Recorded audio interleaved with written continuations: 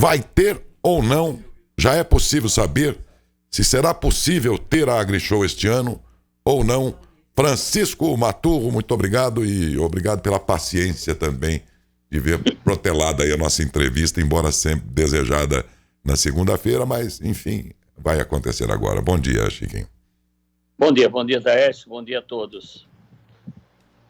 Daércio, a feira, nós tomamos uma providência lá atrás de adiar de 26 de abril a 1º de maio para dia 21 a 25 de junho. Imaginando que nós tínhamos uma curva descendente na questão da pandemia, e isso, na verdade, não ocorreu, né? Nós estamos aí numa curva de subida outra vez, um número muito grande de óbitos, de internação, cidades da nossa região fazendo lockdown, outras entrando em fase vermelha. É uma situação muito complicada. A ideia ainda está mantida de realizar a feira em 21 de abril, 21 de junho a 25. Porém, nós temos que esperar mais uns 15 dias para tomar essa decisão se realiza ou não essa feira. A feira... Dada a importância que ela tem para a região, não, para o país inteiro, porque não é só a esperança de vender que acontece na AgriShow, é a esperança também de novos produtos, de trabalho para muita gente, de carteira de pedidos, previsibilidade para as empresas do nosso setor. E Matão, como todos sabem, tem uma importante indústria ligada ao setor. Então, a feira é de uma importância fundamental por vários motivos. Realizar ou não realizar o que vocês brevemente vão decidir, seria o que? A feira física mesmo, Chiquinho? A ideia é fazer uma feira híbrida. Eu acho que feira física pura nunca mais vai existir. Nunca mais é sempre muito forte. É muito difícil imaginar hoje uma feira que não tenha o seu lado virtual colocado. A feira tem que ser híbrida. Nós já estamos assistindo o mundo caminhando nessa direção, embora o mundo esteja fechado, mas a nossa feira, qualquer que seja a próxima edição, será uma feira híbrida, com virtual e presencial. Presencial pelo relacionamento, porque o relacionamento, Daércio, você sabe isso mais do que ninguém, é de uma importância grande, porque as pessoas olham no olho, confiam, nós temos a oportunidade de apresentar um produto ao consumidor, a configurar esse produto de acordo com as necessidades que a lavoura dele tem, com a cultura dele tem, se configura um produto ali, olho no olho. Isso é importante. Só que a parte virtual não vai mais deixar de existir. Você veja o que nós evoluímos em um ano, lamentavelmente, dessa pandemia, aquilo que certamente nós levaríamos 5 anos para fazer, nós fizemos em menos de 1. Hoje, certamente, você estaria fazendo entrevista com todo mundo dentro do estúdio. Sim. E, no entretanto, nós estamos aonde? Você aí no estúdio, ou aqui na minha casa, ou no escritório, ou em São Paulo, em qualquer lugar, eu posso fazer a mesma entrevista. Então, houve, de fato, uma evolução muito grande. E a feira terá que ser virtual. Mas o virtual compreende um monte de coisa, inclusive a assinatura de um contrato, um financiamento que vai ser feito de forma virtual, inclusive a contratação. É uma coisa complexa, uma plataforma complexa, mas nós temos suporte para fazer uma feira virtual completa, sem perder de vista o presencial. Muitas compras ainda se decidem ali, no momento, no visual.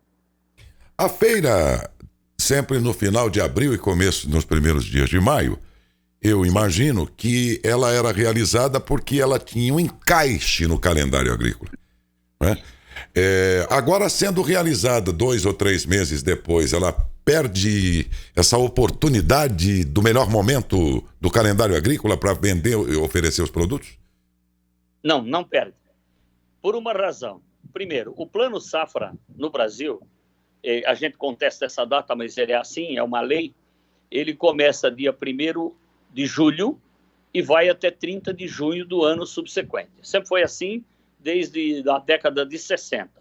Está errado, porque é de quando o Brasil fazia uma safra só por ano. Para mudar isso, tem nacional.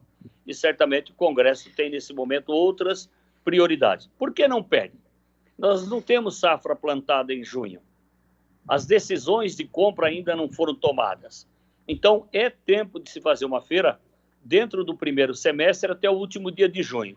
Fora daí, já começa a comprometer, porque os agricultores, os tomadores de crédito, já definem sementes, defensivos, fertilizantes, máquinas, eles já definem ali para fazer a grande safra do Brasil, que é a safra de verão, que começa nas primeiras chuvas do segundo semestre. Então, até junho dá para fazer a feira sim, sem nenhum prejuízo ao expositor, sem nenhum prejuízo ao produtor. A capacidade produtiva das nossas indústrias matonenses de implementos, como está neste momento, Chiquinho? Olha, é um bom momento que o Brasil está vivendo, o mundo está vivendo. O preço das commodities agrícolas e minerais também estão muito altas, as indústrias estão com uma boa carteira, mas existe um problema, Daércio, que é necessário que se observe.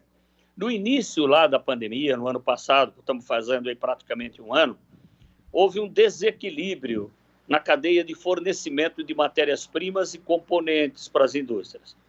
Porque aço, resinas plásticas, componentes superestimaram os efeitos da pandemia e deixaram de produzir. Aço, por exemplo, 1/3 dos alto-fornos do Brasil foram abafados.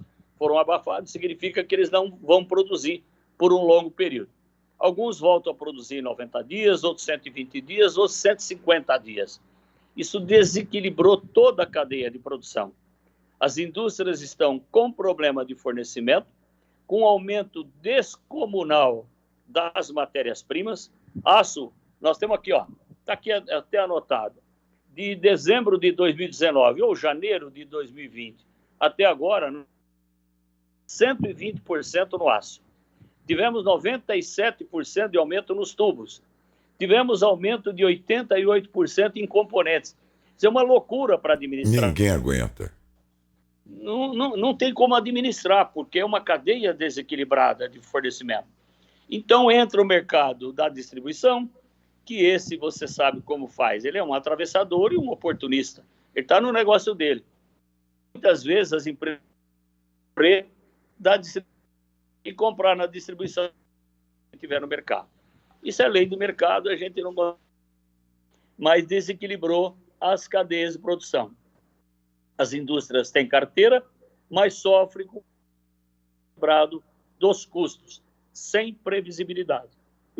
Chiquinho, qual é, nesse momento, passados 2 anos e pouco dos governos, tanto do federal quanto do estado, e sendo você um termômetro do setor agrícola, pelo que você representa e porque você tem todo um networking, toda uma relação com essa produção nacional, até porque é vice-presidente da Associação Brasileira do Agronegócio, então você é um termômetro para responder a seguinte pergunta. Passados 2 anos e pouco desses governos, as suas políticas, tanto agrícola quanto econômica, como vocês analisam? Qual é a opinião, se não de consenso, mas quase sempre comum aí entre o setor, aí, entre os componentes do setor? O que eles acham do governo federal e estadual até aqui?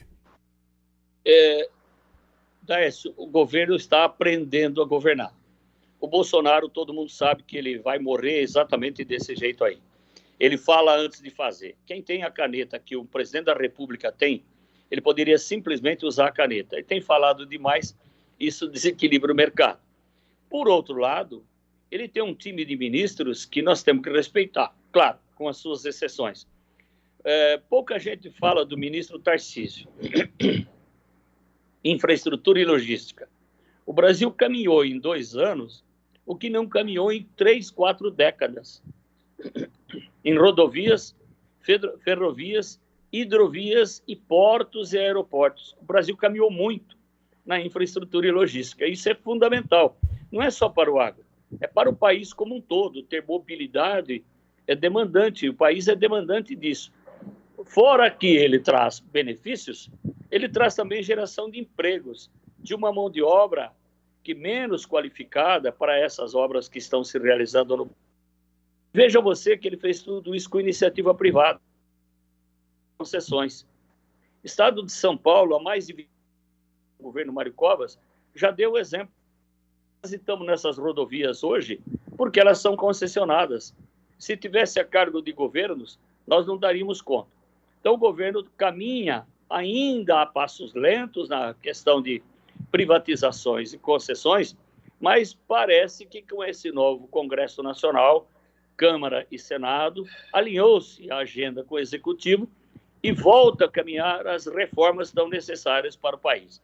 Infraestrutura é uma, agora devemos aprovar a administrativa, em seguida a tributária.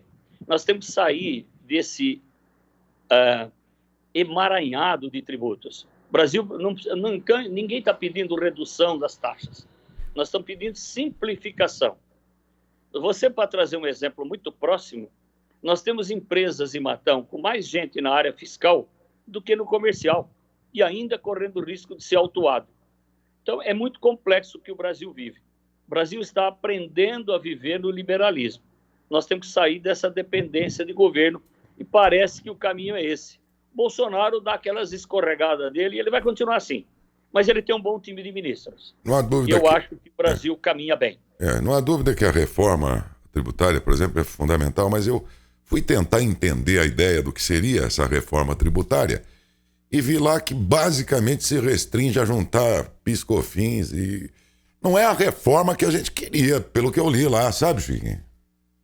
Verdade. Você tem razão. Mas, Daércio, nós temos que ter a reforma tributária possível.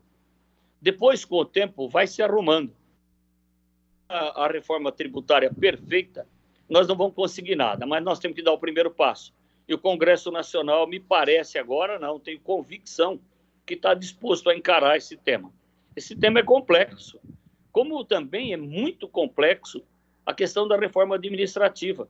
Ninguém quer perder os direitos adquiridos. E o governo, nesse momento, não está propondo isso. Está propondo que quem está e os novos, quer dizer, nós vamos ver efeito disso daqui a 15 anos, 10 anos, 20 anos talvez. Mas nós temos que preparar o país para as futuras gerações. E o Congresso Nacional parece que agora se alinhou e o governo tem que ser muito rápido, aproveitar essa lua de mel, porque daqui a pouco a lua de mel acaba e eles brigam de novo com o Congresso Nacional. Faz parte do jogo. Essa troca de presidente da Petrobras, que implicou aí em mais de 100 bilhões de prejuízos, pelo menos até aqui dentro das ações na Bolsa, e outras consequências mais. Essas decisões, levando em conta que dentro desse elemento chamado combustível, nós temos aqui o etanol, que é produzido aqui em larga escala, em nossa região inclusive. Esse setor, o que ganha ou perde com essas mudanças que o presidente está empreendendo aí nessa área, Chiquinho? Eu diria o seguinte, o presidente fez o certo de maneira errada, do ponto de vista. Ele fez o certo, porque o mandato desse presidente, o Castelo Branco, da Petrobras, vence dia 20 de março. Era só esperar mais 20 dias e resolver o problema, não reconduzi-lo ao cargo. Não faria o estrago que fez na Bolsa.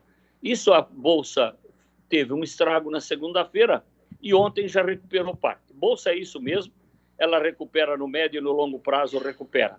Porque os ativos da Petrobras não foram prejudicados. Foram as ações que estão no mercado aberto. Isso recupera já esses 100 bilhões que parece que perdeu, não perdeu. Foi o acionista, o investidor ou o especulador que deixou de ganhar naquele momento e depois recupera. O que manda é que o presidente fez aquilo que ele jogou para a torcida, fez um barulho gigante para trocar o presidente quando não precisaria. Precisaria só esperar vencer o dia 20 de março, não reconduzi-lo ao cargo. Ele usa demais a boca e usa menos a caneta. Tudo aquilo que ele fez, eu acho certo. O setor só errou o time. Mas também concorda em um militar à frente de um setor tão específico quanto esse? Nós teríamos que olhar o currículo desse Silva e Luna por uma asepsia completa na usina de Itaipu. É uma das maiores usinas hidrelétricas do mundo. Ele tem passagens importantíssimas pelo setor privado. É um grande gestor. É um homem direito, um homem sério, um homem que não rouba. Eu não sei se ele deveria ser general, mas o fato de ele ser um general, ele pode ser um advogado, podia ser um jornalista como o Daércio, sei lá, algo assim.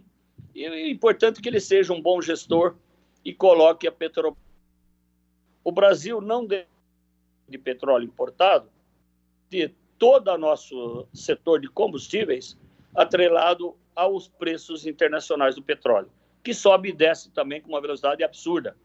Nós vimos muito recentemente, no início da pandemia, o petróleo a preço negativo. E nem por isso o nosso preço na bomba de combustível caiu. É uma coisa estranha isso. Agora que o barril foi a $80, então nós temos que atrelar o combustível e subir 15% em uma semana. É absurdo isso. O país não suporta, porque nós dependemos do transporte basicamente ainda rodoviário. Então, eu acho que ele fez uma política correta. O pessoal acha que ele interviu numa política de preços? Não, acho que tem que mudar a metodologia.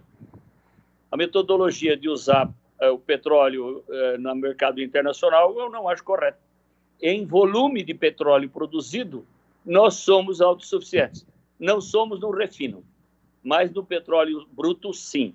Então, é um mercado de trocas que tem a sua equivalência. Eu acho que o Castelo Branco errou na política de combustíveis, de preço. E pagamos o alto preço, né, de ter aí todo um recurso natural, mas o processamento não, né? Eu lembrei agora de Roterdã, onde eles processam lá todo o petróleo do Golfo Pérsico. A cidade é riquíssima, quer dizer, dá muita grana isso, mas o Golfo Pérsico manda para, né, pro refino lá. Quer dizer, já pensou se eles mesmos refinassem isso tudo, né? Que é o que o Brasil também não faz. Mas, enfim... Chiquinho, eu diria o seguinte, Daércio, se me permite. O dia que o barril do petróleo deu negativo, nós não tivemos o preço... Você abastece como eu, seu carro, ou a diesel, o preço negativo. Então, vale baixo. Então, a política tem que dar previsibilidade. E é só o que o governo brasileiro pede, previsibilidade. Porque uma indústria que não tem previsibilidade não consegue fazer planejamento, ela quebra. A Petrobras não quebra, o governo não quebra, mas as empresas quebram. Como é que você contrata um frete para daqui a 30 dias e o óleo diesel sobe 15%? Quem é que consegue honrar esse contrato? Então, eu acho que o presidente fez certo de maneira errada. No momento, precisava dar um ordenamento com esse negócio de aumento. Foi isso que fez o presidente intervir nessa situação.